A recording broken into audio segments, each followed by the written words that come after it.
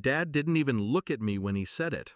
Fork in hand, smile sharp as a blade, he announced it to the table like he was reading a weather report. "You're not getting any inheritance, Lacey. Your brothers deserve it." The room chuckled nervously. My brothers puffed their chests, already drunk on imagined wealth. Mom looked down at her plate, as always. I just nodded, cut into my roast, and kept eating. No tears, no protest, just silence.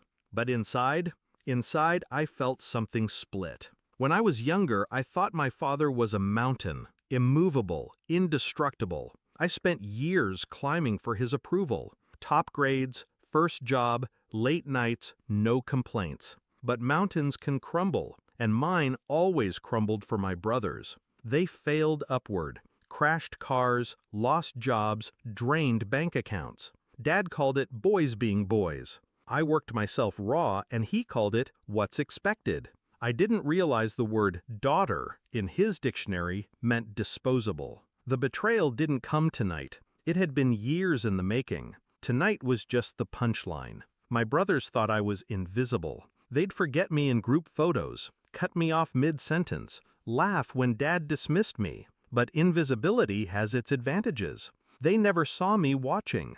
I saw how Dad rewrote wills like grocery lists. I saw how my brothers leaned on his money like toddlers clinging to crutches. And I saw how fragile their little kingdom really was. That was the night I stopped trying to be their daughter and started becoming something else entirely. I didn't rage. I calculated. Every smirk, every slight, every time Dad told me family means sacrifice, it became fuel. I poured that fuel into work, into deals, into risks they thought were too much for a girl. And slowly, brick by brick, I built something they couldn't touch. Startups, investments, property, one success stacked onto another, until I wasn't just surviving them, I was surpassing them, silently, patiently, like a shadow growing in the corner of their perfect little house. Tonight, at that dinner table, I kept my mask in place, chewed my food slowly, nodded at their mockery, played the quiet role they'd written for me. Then my nephew gasped. "Aunt Lacey!" His voice cracked as he held up his phone. "You're on Forbes!" The room froze. He turned the screen. There it was. My name, my face, and the number beside it. 10 digits that detonated in their heads like fireworks. Billionaire. The silence was delicious. My fork clinked against porcelain as I set it down, deliberately slow. All eyes were on me now. The ghost at the table suddenly flesh and blood. "Is it true?" my father asked, voice low, almost strangled. I tilted my head, almost gentle. "Yes," Mom whispered. "How long?" "Years." I met her eyes. "While you were busy deciding what I deserved." The shift was immediate. My brothers scrambled, words tumbling over each other.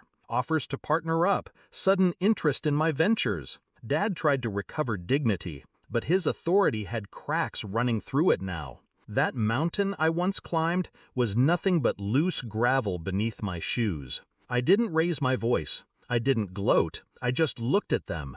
These men who once dictated the value of my existence, and let them drown in the weight of my silence. Revenge doesn't always come as fire. Sometimes it comes as absence. I left them no lifeline, no promises, no seat at my table. Just the truth, that the daughter they dismissed had outgrown them.